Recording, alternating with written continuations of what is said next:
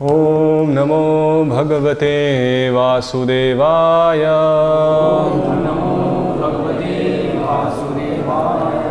ओम नमो भगवते वासुदेवाय। ओम नमो भगवते वासुदेवाय। ओम नमो भगवते वासुदेवाय। ओम नमो भगवते वासुदेवाय। स्कंद 4 श्लोक अध्याय 2 श्लोक संख्या 25 और 26 आज हम देखेंगे।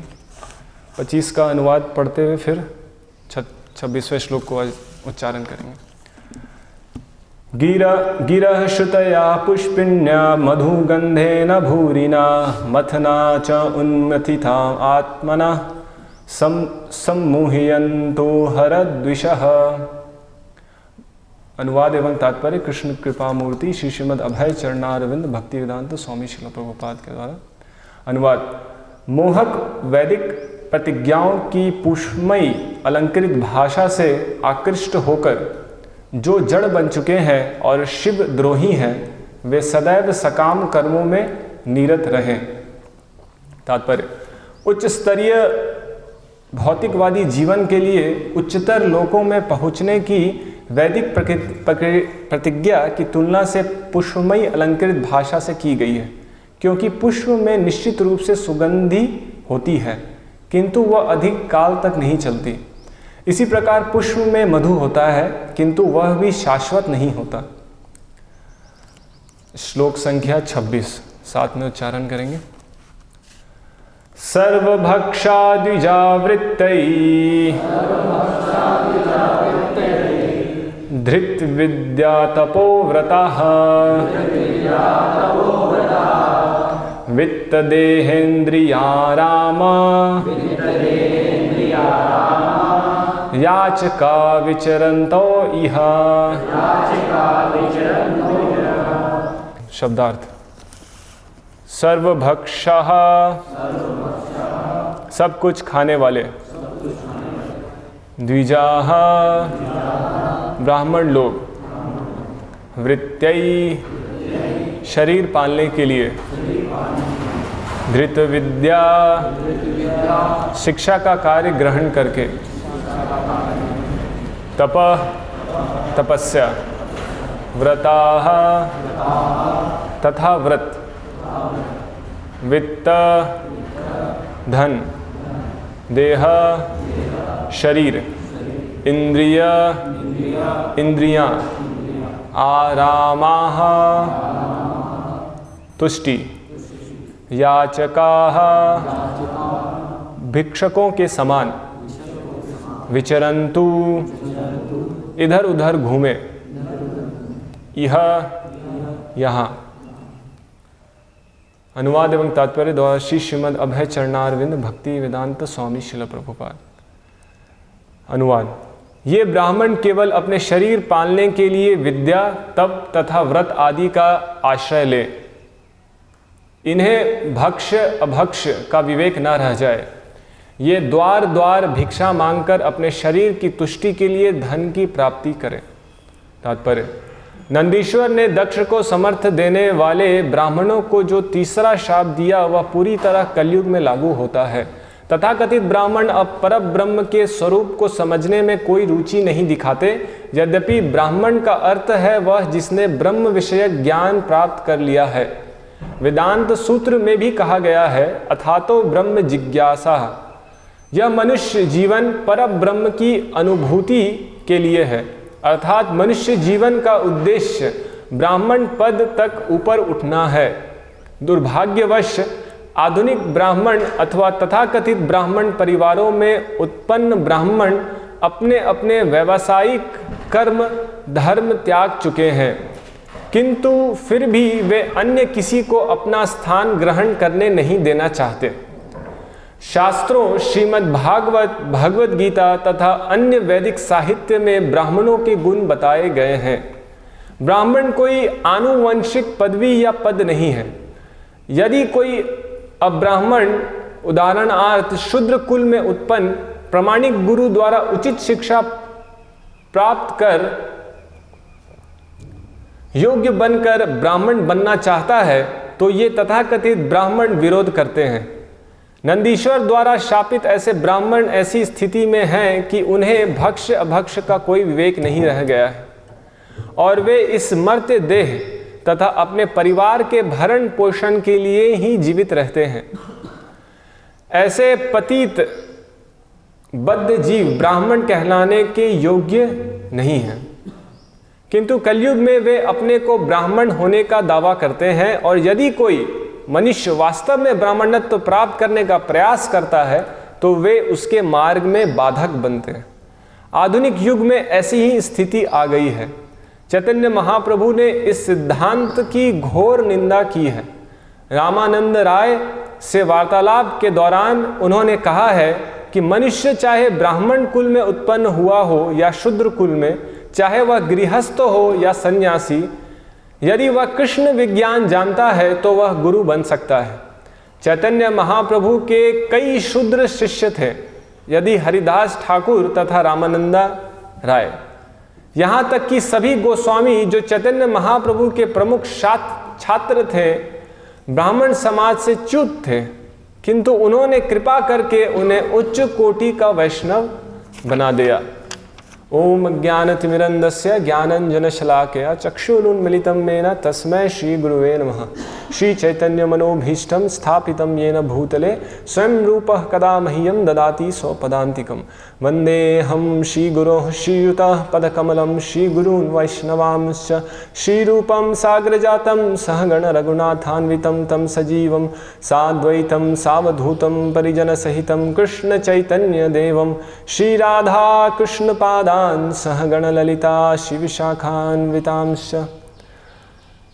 हरे कृष्ण। तो आज के श्लोक में इसका जो चर्चा हो रही है कि दक्ष ने शिव जी को श्राप दिया है, उसके पीछे कारण सिर्फ उस यज्ञ में शिव जी का दक्ष को देख करके यथोचित सम्मान नहीं देना, सिर्फ ये कारण नहीं था। दक्ष पहले से ही शिव जी से ईर्ष्या करता था, क्योंकि शिव जी एक अवधूत भिखारी या फिर वेश धारण करके और बाह्य रूप से बहुत ही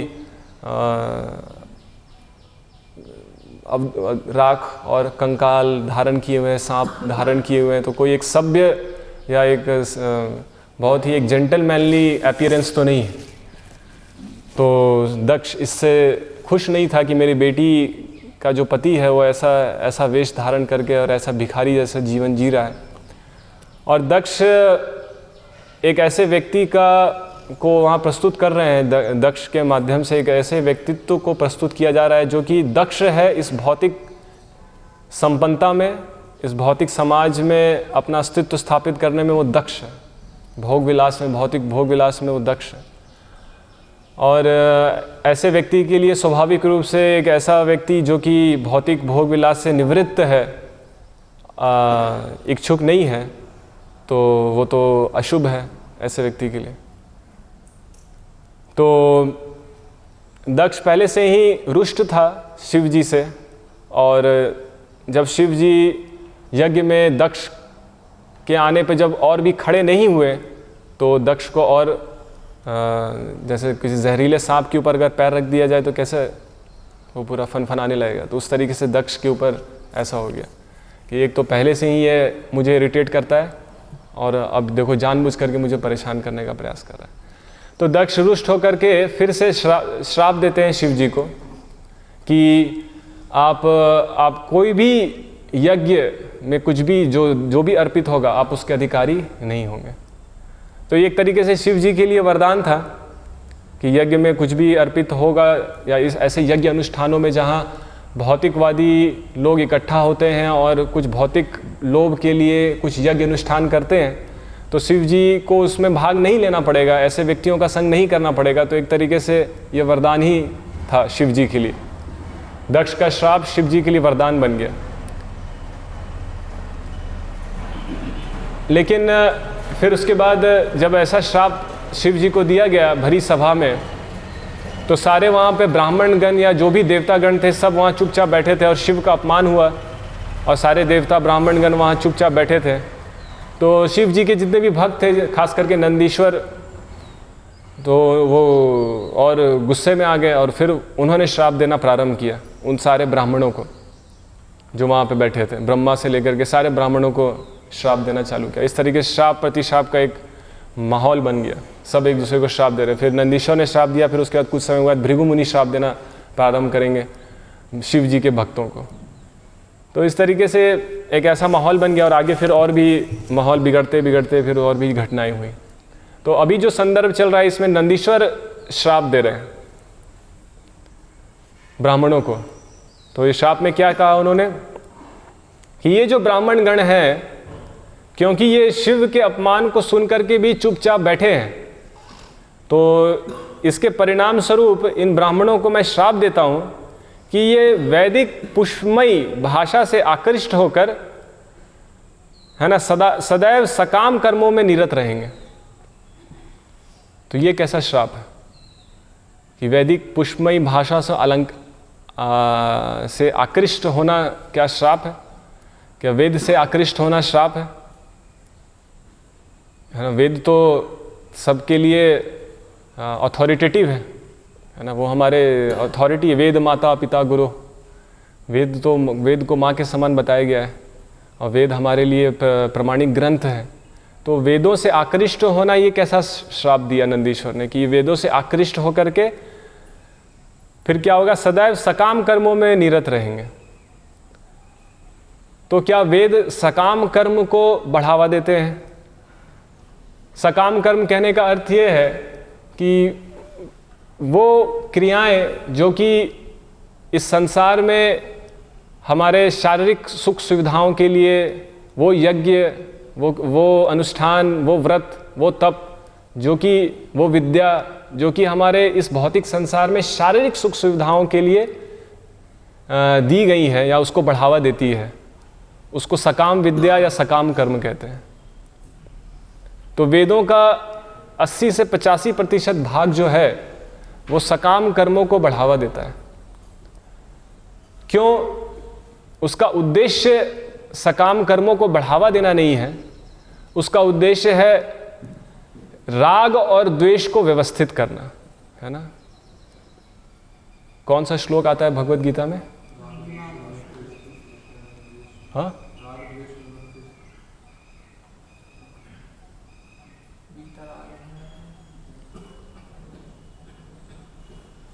राग द्वेषो व्यवस्थितो तयोर न वशम आगच्छेत तो ही अस्य परिपंथिनो।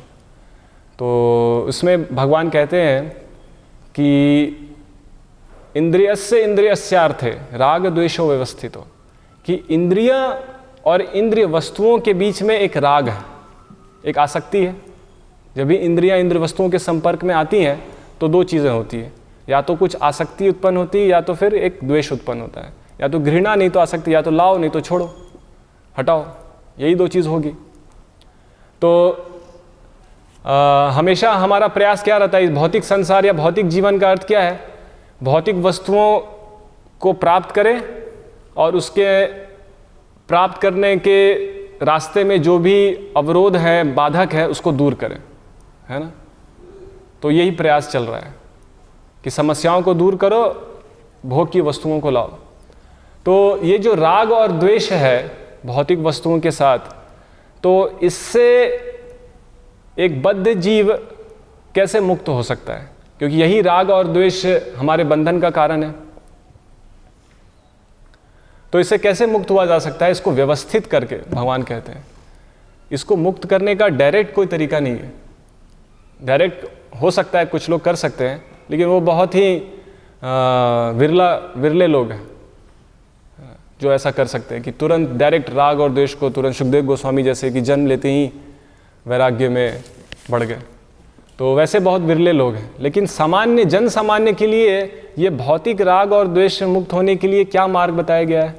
सकाम कर्म का मार्ग बताया गया है कि सकाम कर्म वो रास्ता है जिससे कि हम राग और द्वेष को तुरंत उससे निवृत्त नहीं होते हैं उसकी निवृत्ति का तरीका ये है, उसको व्यवस्थित करके, उसको रेगुलेट करके उससे निवृत्त हुआ जाता है। जिस तरीके से प्रभुपाद जी उदाहरण देते थे कि अगर एक शराबी को कहा जाए कि तुम शराब छोड़ दो, तो वो क्या शराब छोड़ेगा? है ना, वो शराब की बोतल फेंक के आपको मार देगा, आपका सिर तोड़ देगा।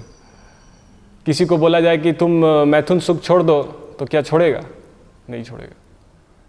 तो क्या किया जाए इसके लिए? तो इसके लिए वैदिक ग्रंथों में इसके लिए उपाय बताया, व्यवस्थित करने के लिए उपाय बताया गया है कि ठीक है, बद्ध जीवों को मैथुन सुख के प्रति आकर्षण है तो उसके लिए विवाह यज्ञ बनाया गया। ठीक है, एक विवाह यज्ञ का अनुष्ठान किया गया है कि ठीक है, आप सब एक साथ आइए और सारे लोग विवाह करके अपने मैथुन भाव को या मैथुन सुख के भाव को नियंत्रित करके आप आगे बढ़िए। इस तरीके से उसको अनियंत्रित ना रखा जाए। उसी तरीके से सरकार शराब खाने खोलती है, क्योंकि लोगों को शराब पीने की वृत्ति है, तो उसके लिए शराब खाने खोले जाते हैं जहाँ पे उसके शराब की वृत्ति को नियंत्रित किया जा सके। उसको बढ़ावा देने के लिए खोलती है सरकार?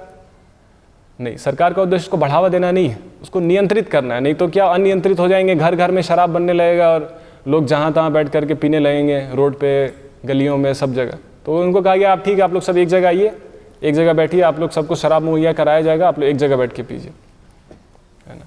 तो चाहे वो बलि प्रथा हो, चाहे शराब पीना हो या विवाह यज्ञ हो, ये सब का उद्देश्य क्या है? निवृत्तिर इष्ट, निवृत्ति की इच्छा से इसको बनाया गया है। लोके बबाया आमिष्य मध्य सेवा नित्या ही जंतोर नहीं तत्र चोदना। हाँ, तो इस तरीके से भागवत में एक श्लोक आता है जिसमें विवाह यज्ञ, बलि प्रथा या इस तरीके की जो प्रथाएं या यज्ञ बनाए गए हैं, इसका उद्देश्य क्या है? निवृत्ति के लिए। तो यहाँ पे जो संदर्भ है कि कर्मकांड को ब्राह्मणों को श्राप दिया गया कि ब्राह्मण इस सकाम कर्मों में लिप्त हो जाएंगे और सकाम कर्मों में लिप्त होकर के उनकी बुद्धि मंद हो जाएगी और मंद बुद्धि के कारण फिर उनका पतन हो जाएगा।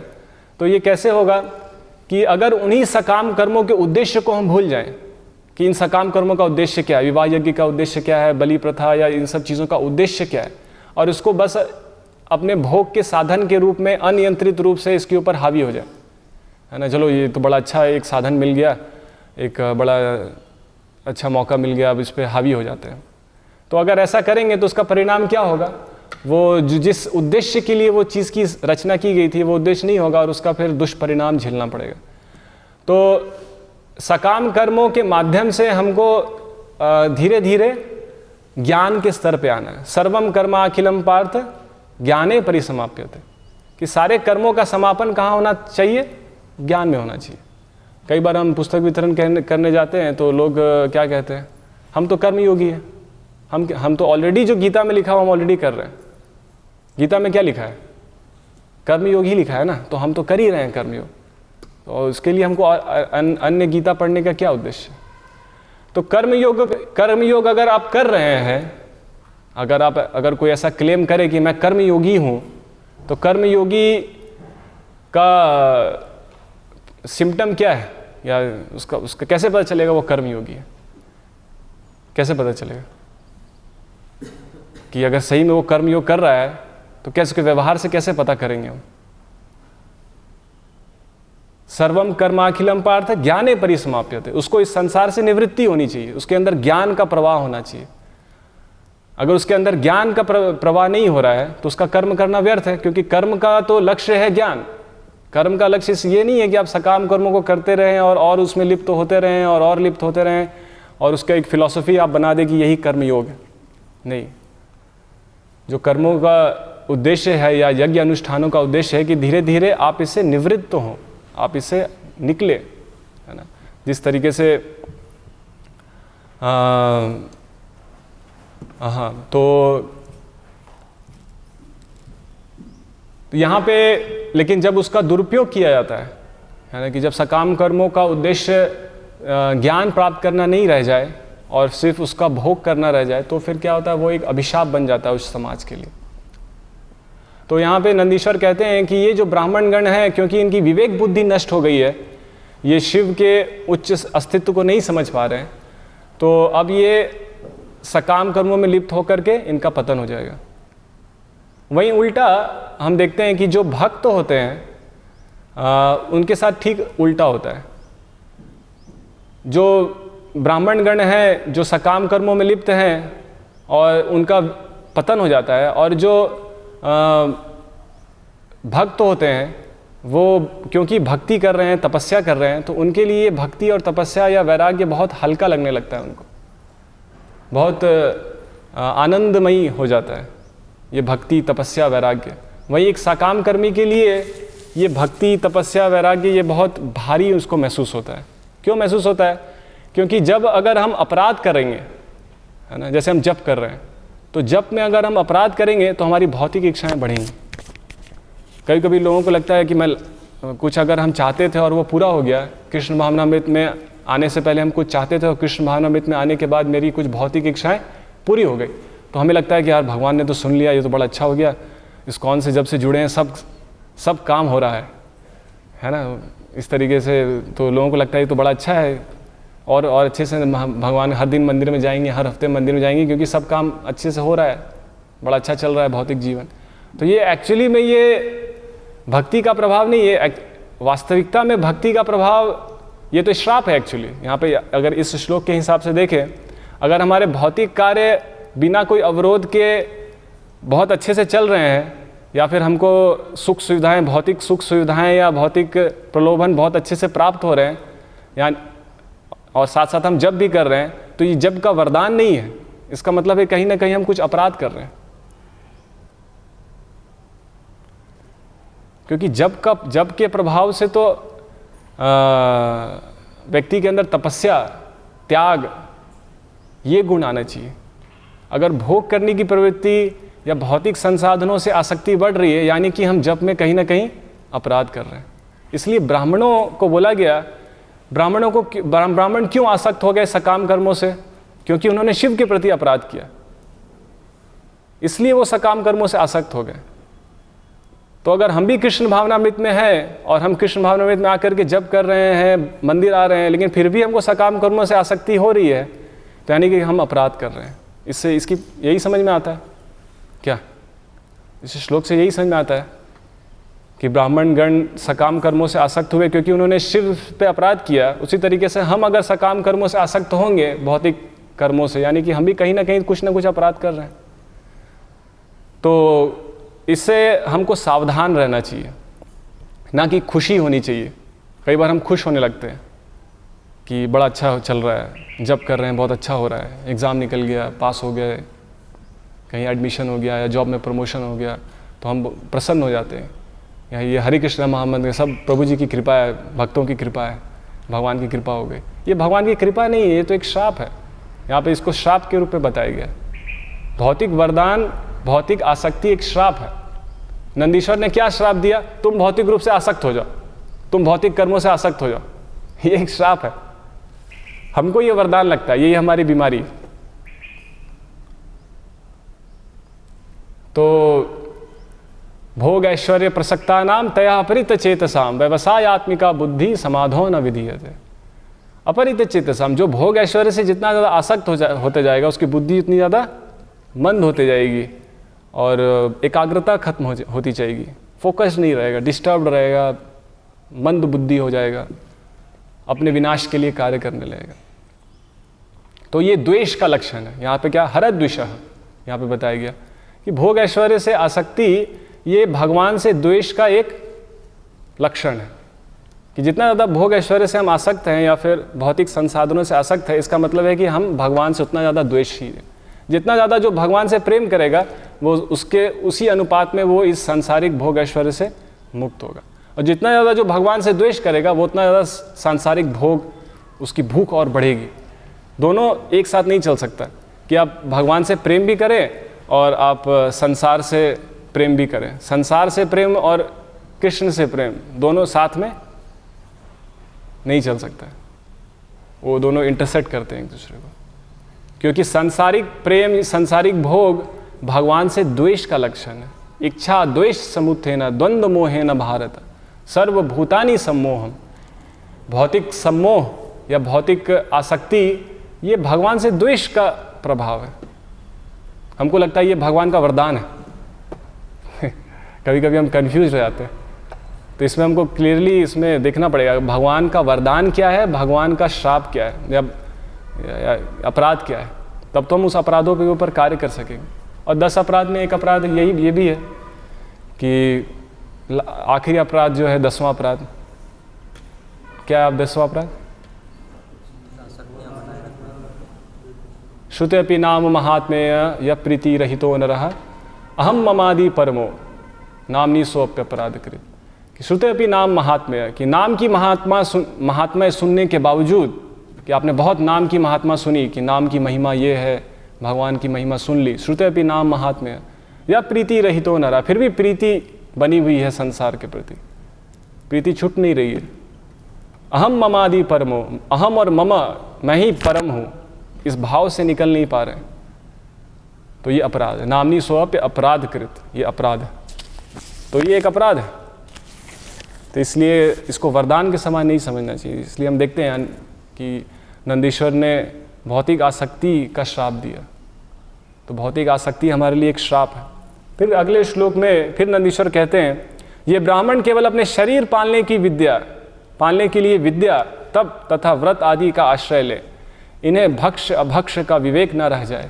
ये द्वार द्वार भिक्षा मांगकर अपने शरीर की तुष्टि के लिए धन की प्राप्ति करेंगे। यही आज के ब्राह्मणों को अगर डिफाइन करना है, कलयुग के ब्राह्मणों को अगर डिफाइन करना है, तो ये श्लोक उनकी परिभाषा बताता है। उनके सारे लक्षणों को इस श्लोक में बताया गया, कलयुग के ब्राह्मणों की। वही प्रभुपाद जी में लिख रहे हैं, प्रभुपाद जी यहाँ लिख रहे हैं। यानी एक तरीके से कलयुग के ब्राह्मण एक आसुरिक प्रवृत्ति को दिखा रहे हैं, है ना, कि शरीर पालने के लिए विद्या, तप तथा व्रत, है ना। आज देखिए जितनी भी योगा क्लब है, या जितने भी योग गुरु हैं, या जितने भी संस्थाएं हैं जो योग या अध्यात्म के नाम पे चल रही है, वो सब वही चीज़ सिखाती है जो कि शरीर पालने के लिए वही सिखा रही है ना, या उससे अलग कुछ सिखाती है ना। कुछ योग के नाम पे अलग अलग एक्सरसाइजेज, सांस ऐसे ले, सांस ऐसे छोड़े, ऐसे टांग ऊपर करें। उसका उद्देश्य क्या है कि शरीर स्वस्थ रहे, ताकि हम खूब अच्छे से, जितना भोग नहीं कर पा रहे थे, और अच्छे से हम भोग करेंगे, और अच्छे से भगवान की संपत्ति के ऊपर हावी हो जाएंगे, प्रकृति के ऊपर हावी हो जाएंगे। हम लोग सब मिलजुल करके कुछ योजना बनाते हैं ऐसा कि प्रकृति के ऊपर हावी हो जाए। तो जो भी आप में कुछ आप कुछ नहीं कर पा रहे हैं, मैं आपको सहयोग करूंगा, और हम लोग सब मिलजुल के हावी हो जाएंगे प्रकृति के ऊपर। तो ये जो विद्या है, या जो तप है, या जो व्रत है, जिसको अध्यात्म के नाम पे आज पूरे विश्व में बढ़ावा दिया जा रहा है, इंटरनेशनल योगा डे। तो इंटरनेशनल योगा डे के दिन लोग क्या करते हैं, तो सब एक्सरसाइज करेंगे हम योगा डे के दिन, अलग अलग प्रकार के जिम्नास्टिक एक्सरसाइज करेंगे। और कई योग संस्थाओं में आप चले जाएंगे तो जैसे लगेगा कि आप कोई पब में घुस गए, क्लब में आप घुस गए। अश्लीलता की हद हो जाती है, ऐसे अश्लील चित्र आपको दिखेंगे, या ऐसे अश्लील कपड़े दिखेंगे। एक बार मैं ऐसे ही पुस्तक वितरण कर रहा था बेंगलोर में, तो रास्ते से जा रहा था, तो मैंने देखा एक योग संस्था थी। तो मुझे लगा ये तो बड़ा अच्छा है, या तो काफ़ी पुस्तक ले लेंगे हमारे योग संस्था है, बहुत सारे लोग योगा सीखने आते होंगे, और सब एक एक गीता तो ले ही लेंगे। तो मैं खूब खुश होकर के, मैं और एक और भक्त थे, हम लोग योग संस्था के अंदर घुस गए। तो वहाँ पे घुसे, तो अब वहाँ पे ऐसी अश्लीलता चल रही है, सब ऐसे ऐसे कपड़े और ऐसे ऐसे एक्सरसाइज, और पुरुष स्त्रियों का फ्री मिक्सिंग, कोई वहाँ रोक टोक नहीं है, और सब ऐसे लग रहा है वहाँ क्लब है एक। मुझे अपने कॉलेज की याद आ गई, बेलोर में जब हम लोग VIT में पढ़ते थे, ऐसे लगा वो कोई क्लब चल रहा है वहाँ पे। योग के नाम पे अश्लीलता, ऐसी अश्लीलता कि आप देख नहीं सकते, बताने के लायक भी नहीं, वो गीता कहाँ से पढ़ेंगे। तो इस तरीके से जितने भी तप, योग, विद्या है, ये सब क्या है, शरीर को पालने तक रह गए हैं। कोई भी संस्था ऐसी नहीं है जो आत्मा का विज्ञान बता रही है। और जो आत्मा का विज्ञान बता रही थी वो भी देख रहे हैं कि अब मार्केट में इस प्रोडक्ट का तो वैल्यू है नहीं, तो कुछ ऐसा प्रोडक्ट लाया जाए जो ट्रेंड में है। तो ट्रेंड में आत्मा और आत्मा का विज्ञान और मनुष्य जीवन की सफलता और मनुष्य जीवन का महत्व, ये सब ट्रेंड में नहीं है। ट्रेंड में है कि कैसे आप गरीबों को या अस्पताल खोलें और अनाथ आश्रम खोलें, या फिर आप अलग अलग एक्सरसाइजेज सिखाएं ताकि लोग स्वस्थ रहें, और उनको मोटिवेट करें, मोटिवेशनल स्पीकर बन जाएं, एक मोटिवेशन दें लोगों को, उनके कार्यों में सहयोग करें। तो ये ट्रेंड में है। तो जितनी भी आध्यात्मिक संस्थाएं हैं उस ट्रेंड में अपना भी प्रोडक्ट को भी उसके अनुसार अलाइन करना चाह रहे हैं, अपने आत्मा या परमात्मा के ज्ञान को भी उसके अनुसार अलाइन करना चाह रहे हैं। तो इस तरीके से पूरा माहौल ऐसा बन गया है कि जहाँ पे प्रवृत्तिम च निवृत्तिम च जना न विदुर आसुरा, न शौचम न पि चाचारो न सत्यम तेषु विद्यते। कि जो असुर होते हैं उनका लक्षण क्या है? जो सबसे पहला लक्षण जो 16वें अध्याय में बताया गया असुरों का, प्रवृत्तिम च निवृत्तिम च, क्या करणीय है और क्या अकरणीय है, इसमें उनको भेद नहीं कर पाते हो, कंफ्यूज हो जाते हैं, उनको पता नहीं चल पाता है क्या करणीय है और क्या अकरणीय है। जना न विदुर आसुरा, तो इन्हें भक्ष्य अभक्ष का विवेक ना रह जाए, क्या खाने के योग्य है क्या नहीं खाने के योग्य है। और पूरा जो जितनी भी आध्यात्मिक पद्धतियां हैं उन सब का उपयोग शारीरिक पोषण के लिए और सगे संबंधियों के पोषण के लिए पूरा उस तक पूरा अध्यात्म या पूरा ज्ञान पूरा उसके लिए कार्य करे।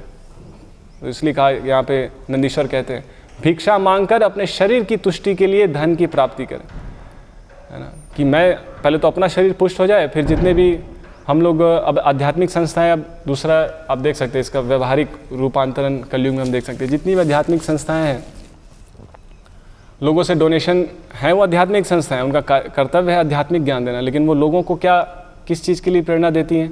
आप हमें कुछ पैसे दीजिए, हम कुछ अनाथ आश्रम खोलेंगे या कुछ गरीब लोगों को हम खाना खिलाएंगे, और इसके लिए तो पहले हम उसको कुछ ग्रहण करेंगे, फिर और लोगों को कुछ खाने पीने का व्यवस्था करेंगे, और उसमें ज्ञान क्या है, अध्यात्म क्या है, उसका कोई काम नहीं है। तो भिक्षा क्यों मांग रहे हैं?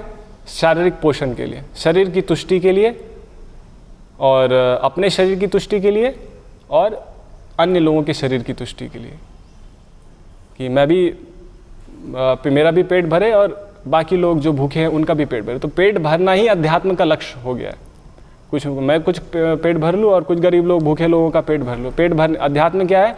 सबका पेट भरने के लिए। अध्यात्म का उद्देश्य क्या है? सबका पेट भरा रहे, ये अध्यात्म का उद्देश्य है। तो शरीर की तुष्टि ही पूरा यज्ञ तप और विद्या सबका उद्देश्य क्या बन जाएगा? शरीर की तुष्टि। ये है कलयुग। जितना ज्ञान तपस्या और विद्या है सब शरीर की तुष्टि के लिए। भगवत गीता पढ़ने से लेकर के अध्यात्म का कोई भी परिप्रेक्ष्य है, सिर्फ किस लिए है? शरीर की तुष्टि के लिए। तो ऐसे स्थिति में, लेकिन वास्तविक रूप से ब्राह्मणत्व इसको बताया गया एक श्राप है, ये श्राप दिया जा रहा है। एक्चुअली ये कंटेक्स्ट क्या है? यहाँ नंदीश्वर श्राप दे रहे हैं उनको। तो ये जो चीज़ आज हम देख रहे हैं, जो कि हमको लग रहा है कि हिंदुत्व फैल रहा है, गर्व से कहो हम हिंदू हैं, आज हम इंटरनेशनल योगा डे हम सेलिब्रेट कर रहे हैं, पूरे विश्व आज योगा को स्वीकार कर रहा है, हमारा हिंदुत्व फैल रहा है। स्वामी विवेकानंद हिंदुत्व के प्रतिनिधि। अब स्वामी विवेकानंद का कहना था कि मांस खाना वास्तविक सतुगुण है। मांस खाना वो सतुगुण जिसमें मांसाहार को कंडेम किया जा रहा है, मैं उस सतुगुण को बढ़ावा नहीं देता। क्योंकि जिस सतुगुण में मांसाहार को कंडेम किया जा रहा है, तो वैसे लोग तो आलसी बन जाएंगे। अगर उसी वो साग सब्जी खाएंगे तो आलसी बन जाएंगे, निद्रा हमेशा नींद में रहेंगे, कमज़ोर हो जाएंगे।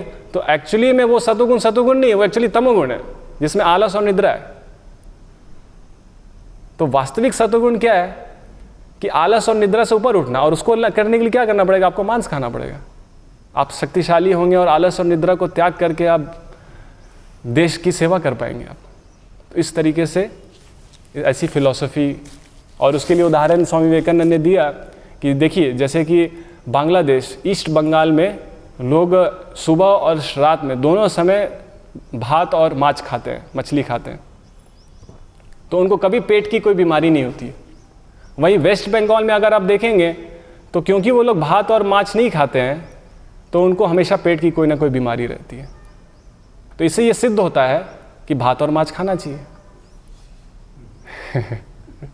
तो इस तरीके के साधु और गुरु जितने भी यज्ञ, गीता या शास्त्र, सबको इस तरीके से तोड़ मरोड़ करके, और ये एक उसकी विवेकानंद जी के जो डॉक्यूमेंट्री जो 5 वॉल्यूम्स की डॉक्यूमेंट्री है, उसमें एक वार्तालाप में उन्होंने ये सब कहा है।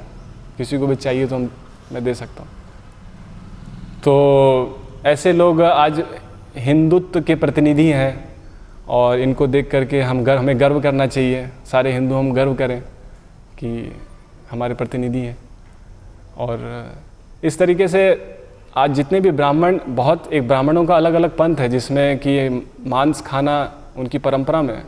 जैसे कि कश्मीरी पंडित, गुरु महाराज बता रहे थे प्रवचन में कि कश्मीरी पंडितों के लिए मांस खाना, मटन खाना उनकी परंपरा है, वो मांस खाते हैं। पता नहीं कहाँ से आ गई ये परंपरा में, तो उसका प्रचार करते हैं और उसको खाते हैं। ऐसे ही बंगाल में कोई इसमें कोई ऐसी बात नहीं है कि अगर कोई ब्राह्मण है या सन्यासी है और वो मछली खा रहा है तो उसको कोई ऐसा उसको नॉर्मल देखा जाता है, ऐसा कोई अब नॉर्मल चीज़ नहीं है। तो ये सब सिम्टम्स है कैसे ब्राह्मणों का पतन हो रहा है, कैसे ज्ञान और तपस्या और व्रत का पतन हो रहा है, धर्म का पतन हो रहा है, कि लोगों की विवेक बुद्धि खत्म होते जा रही है ना। यहाँ पे लिखा है ना, भक्ष और अभक्ष का विवेक नहीं रह जाएगा। क्योंकि सबसे पहला तो विवेक ये है कि आप क्या खा रहे हैं। सबसे पहले एक्सटर्नल विवेक तो होना चाहिए कि शरीर को पालने का विवेक होना चाहिए, कम से कम एटलीस्ट साफ सफाई और क्या खाद्य है, क्या पाप है, पुण्य है, इसका विवेक कम से कम होना चाहिए। लेकिन हम देख रहे हैं कि ये सब विवेक में भी बहुत समस्या है, लोग इसको समझ नहीं पा रहे। और उसके अलावा जितने भी खास करके आज जो हिंदू धर्म या फिर जो सनातन धर्म का रूप है आज कलयुग में, उसमें एक तो खाद्य का विवेक नहीं है। उसके अलावा ऐसे ऐसे अवतारों की पूजा करना या ऐसे ऐसे भगवान के, जिसको भगवान का अवतार बना करके एक सामान्य व्यक्ति की पूजा करना और उसको इतना बढ़ावा देना और उसके लिए दान देना, साईं बाबा और इस तरीके से निर्मल बाबा और कौन नित्यानंदम, इस तरीके बहुत सारे हैं, अनगिनत है वो। तो ऐसे लोगों का जिनकी कोई फिलॉसफी नहीं, ओशो, जिनकी कोई फिलॉसफी नहीं है, जिनका कोई विवेक नहीं है ना, कोई विवेक नहीं दे रहे हैं वो समाज को। बस एक विवेक दे रहे हैं, शरीर को कैसे आराम देना है ना। यहाँ पे आया है ना, इंद्रिय आरामा याचका विचरन तो इह। इंद्रिय आरामा याचका, इंद्रिय आराम के लिए वो प्रयास कर रहे हैं। ब्राह्मण लोग इंद्रिय आराम के लिए प्रयास कर रहे हैं। वही आज कलयुग में हम देख सकते हैं। चाहे ओशो की फिलॉसफी क्या है आप सब जानते हैं, इंद्रिय आराम, इंद्रियों को सुख।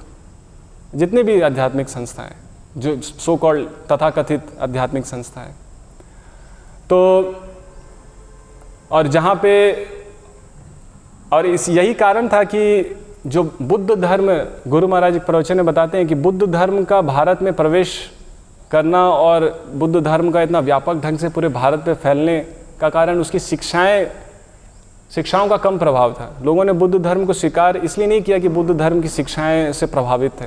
लोगों ने बुद्ध धर्म को स्वीकार इसलिए किया कि ये जो ब्राह्मणों का शोषण, जिस तरीके से ब्राह्मण एक तो पतित हो गए, एक तो उनका आचरण कुछ था नहीं, और अब लेकिन वो अपने अधिकार, अपने रुतबे को छोड़ना नहीं चाहते हैं, वो अपना आधिपत्य बनाए रखना चाहते हैं शुद्ध। और वो जो उनका कर्तव्य था दूसरों की मदद करना, दूसरों को संरक्षण देना, और क्योंकि वो खुद अब भोगी विलासी बन गए हैं तो अब वो दूसरों का संरक्षण देने के बजाय उनका शोषण कर रहे हैं।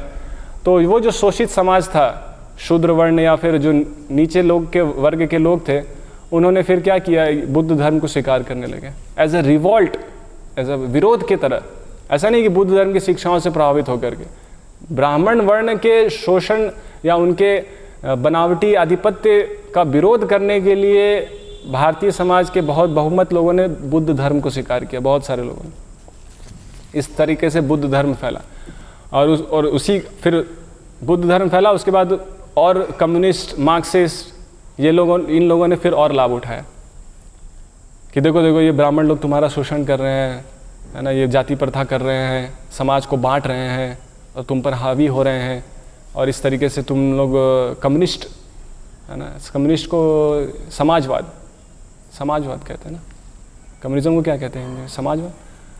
तो कम्युनिज्म को अपनाओ। कम्युनिज्म का क्या कहना है कि सब कोई बराबर है, ब्राह्मण, क्षत्रिय, वैश्य, शूद्र, ऐसी कोई क्लासलेस सोसाइटी, कोई समाज को विभाजन नहीं करने की आवश्यकता है। विभाजन करोगे समाज को तो ऊंचे वर्ग के लोग आपको शोषण करेंगे। समाज में सब बराबर है, कोई ऊंचा नहीं है।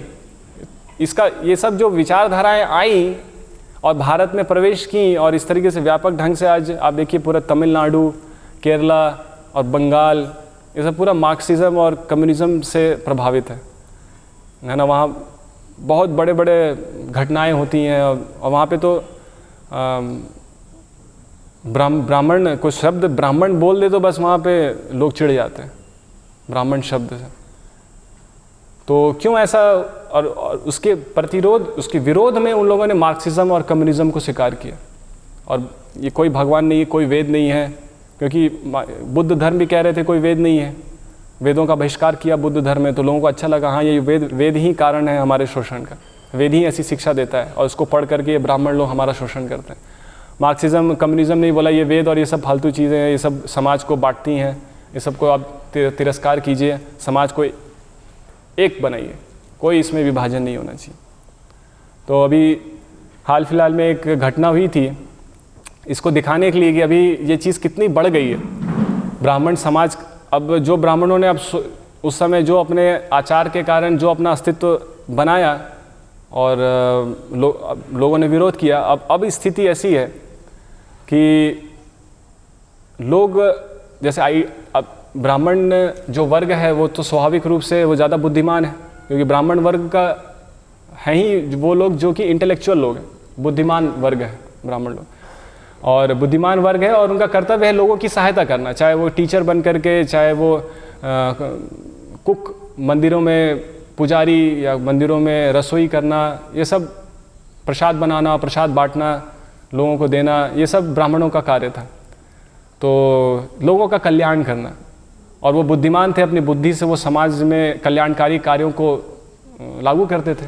लेकिन अब जो बुद्धिमान वर्ग है, अब वो बुद्धिमान वर्ग क्या कर रहा है, वो सारे ब्राह्मण लोग सिलिकॉन वैली और अलग अलग यूनाइटेड स्टेट्स में बड़े बड़े आईटी कंपनियों में कार्य कर रहे हैं, है ना, आईटी कंपनियों में कार्य कर रहे हैं।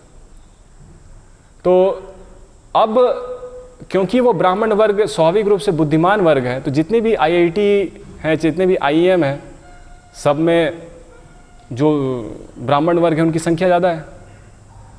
तो जितने भी दलित मूवमेंट है या दलित, या फिर अभी एक दलित मूवमेंट स्टार्ट हुआ है, तो अब इनको ये वो सहन नहीं होता है, ये अभी भी हमारा शोषण करेंगे, अब फिर से ये इनकी आबादी बढ़ रही है, फिर से ये पोजीशन में पहुंच रहे हैं, फिर से हमारा ये शोषण करेंगे। तो ये कम्युनिज्म, मार्क्सिज्म के लोग उनके अंदर डालते रहते हैं, उनके अंदर एक समाज को, समाज इस तरीके से बट रहा है। जो ब्राह्मणों का पतन होने का जो प्रभाव है उसको बस हम समझने का प्रयास कर रहे हैं कि आज देश में क्या क्या समस्याएं हैं या समाज में क्या क्या समस्याएं हैं कि ब्राह्मण अपना कर्तव्य नहीं कर रहे हैं उसके कारण। तो आईआईटी मद्रास में, चेन्नई में एक बार एक बीफ फेस्ट मनाया गया। बीफ फेस्ट मतलब कि बीफ मतलब समझ रहे हैं आप, गाय का मांस, गाय के मांस का उत्सव। क्यों ये उत्सव मनाया गया? क्योंकि उस समय मोदी गवर्नमेंट ने ऐसा अनाउंस किया था कि जितनी भी मवेशियों का ट्रांसपोर्ट हो रहा है या खरीद बेच हो रहा है मवेशियों का, तो उस पर अब हम प्रतिबंध लगाने जा रहे हैं, उस पर कानून बनाने जा रहे हैं। तो उसके विरोध में आईआईटी मद्रास के बच्चों ने बीफ फेस्ट किया कि तुम हमको बीफ खाने से रोकोगे, तुम ट्रांसपोर्ट रोकोगे, देखो हम ये करके दिखाएंगे। तो समाज अब दो भागों में बट गया है। ब्राह्मणों के पतन से क्या हुआ कि उस पतन का विरोध करने के लिए समाज का एक भाग एक तरफ हो गया, और वो भाग जो कि ब्राह्मणों के तरफ सपोर्टिव था वो भाग एक तरफ हो गया। एक राइट, एक left, right wing, left wing, एक कम्युनिज्म, मार्क्सिज्म, और एक जो ब्राह्मणत्व को या फिर सनातनी धर्म को या परंपराओं को बढ़ावा देने वाले लोग।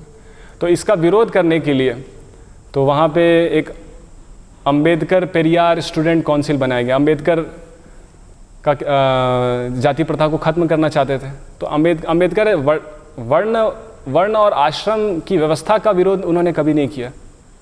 ऐसा नहीं था कि वो इसको कम्युनिस्टिक देश बनाना चाहते थे, उनका बस यही था कि जो जन्म के अनुसार ये जो विभाजन किया गया है, ये जो हो रहा है जाति के नाम पे, उसको वो ख़त्म करना चाहते थे। नहीं तो वो बुद्ध धर्म को क्यों स्वीकार करते? बुद्ध धर्म भी तो एक सनातन धर्म का ही ऑफशूट है। वो चाहते तो क्रिश्चियन भी बन सकते थे, वो चाहते तो इस्लाम भी अपना सकते थे, लेकिन वो बुद्ध धर्म ही क्यों उन्होंने स्वीकार किया?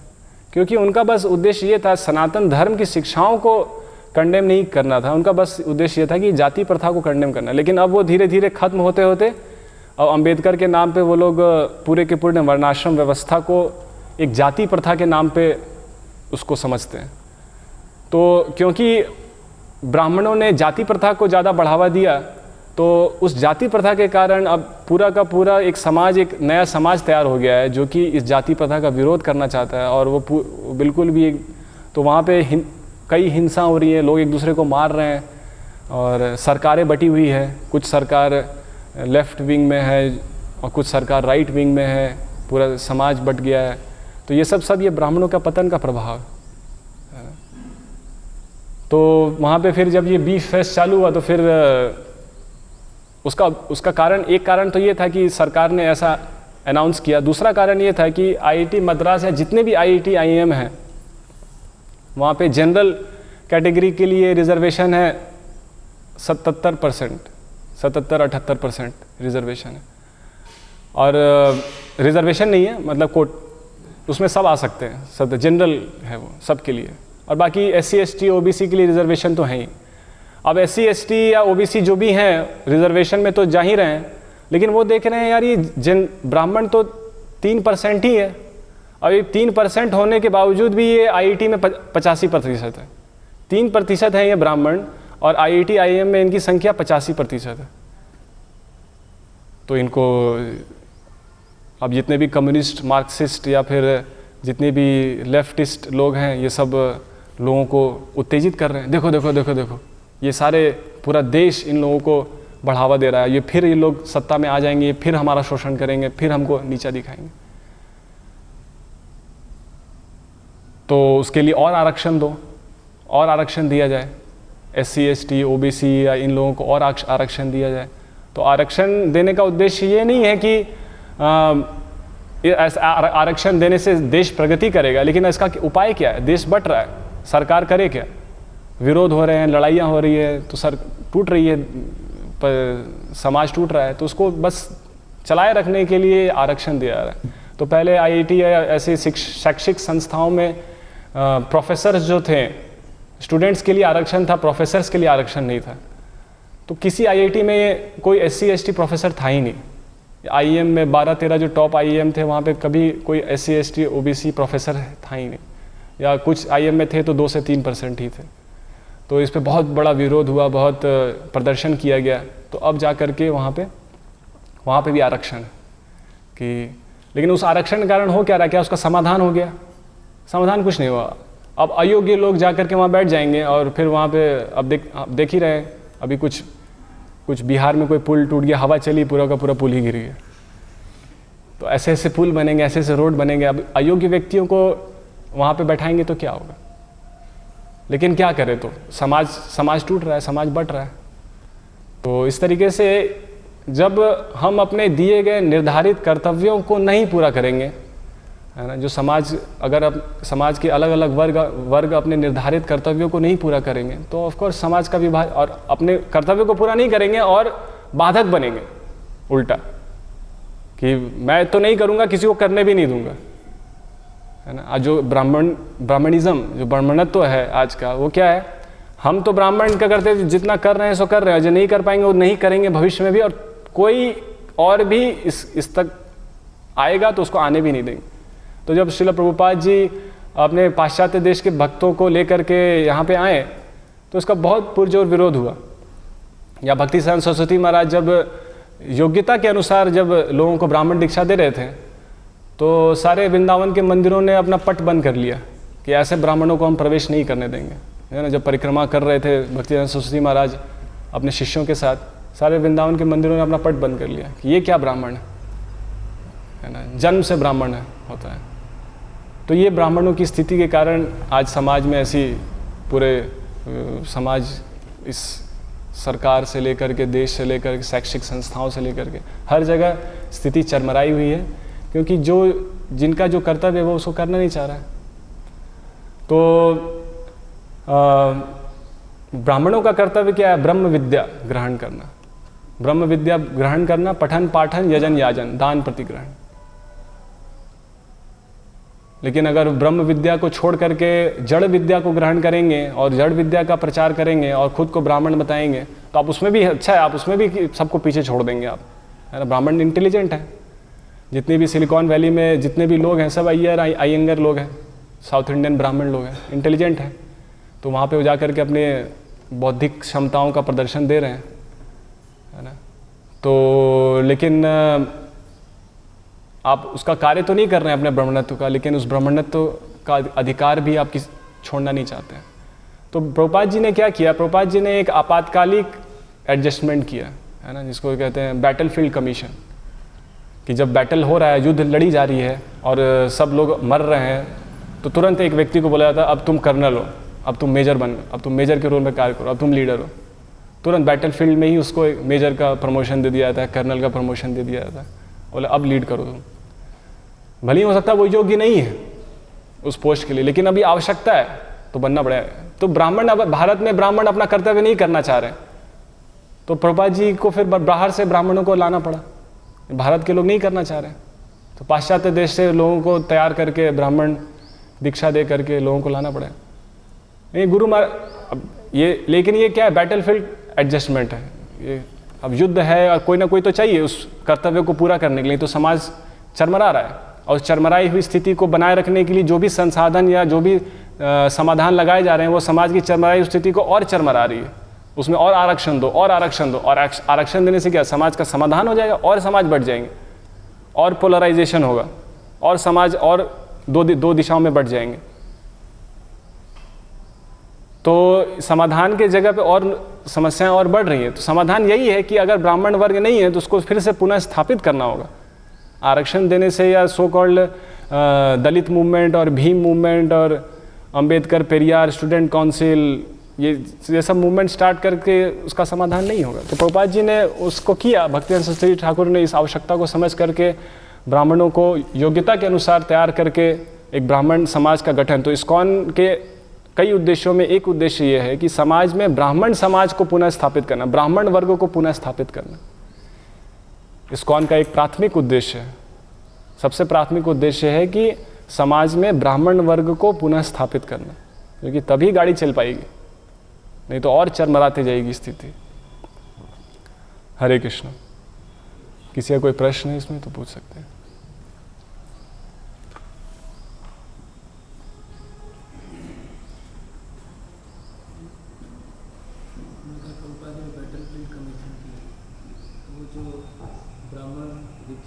हाँ, उनकी योग्यता को देख के किया। हाँ, उसमें गुरु महाराज बता रहे थे कि उन्होंने ये टर्म दिया था कि प्रभुपाद जी ने जो किया उसको बैटल फील्ड कमीशन के नाम से उसको डिफाइन किया। और उसमें उन्होंने कहा कि ये जो वेस्टर्नर ब्राह्मणाज हैं, तो उन्होंने कहा कि ये एक्सेप्टेड है कि वो वेदों को उतने अथॉरिटेटिव ढंग से स्वीकार नहीं कर पाते हैं। वो वैदिक परंपराओं की सूक्ष्मताओं को समझने में असक्षम हो जाते हैं, क्योंकि उस कल्चर का पार्ट नहीं होने के कारण, जो भी कारण है। तो महाराज वहाँ बताते हैं कि 4 कारण वो बताते हैं वहाँ पे, कि एक तो सनातन धर्म के पवित्रता को, उसके अथॉरिटेटिव, वेदों के अथॉरिटेटिव पोजीशन को, और या फिर वेदों के सूक्ष्म नियमों को इम्बाइब करने में उनको कठिनाई होती है। तो लेकिन फिर भी प्रभुपाद जी ने उनको ये स्तर पे रखा क्योंकि उस समय की वो आवश्यकता थी, ऐसा महाराज बताते हैं। अभी भी ऐसा हो सकता है? अभी भी कोई अगर ऐसा योग्य है अभी भी हाँ, अभी भी दी जा सकती है, क्योंकि अब भारत के लोग उसको स्वीकार करने के लिए तैयार नहीं है और समाज में ब्राह्मणों की आवश्यकता है, तो उसको करना पड़ेगा।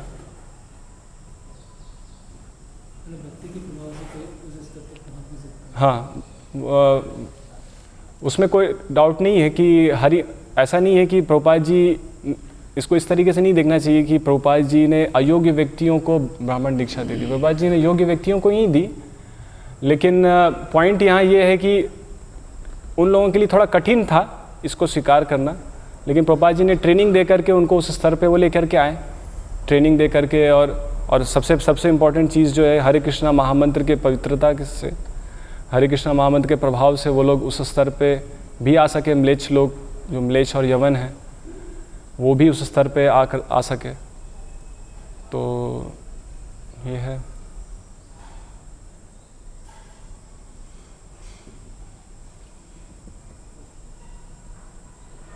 और कोई प्रश्न?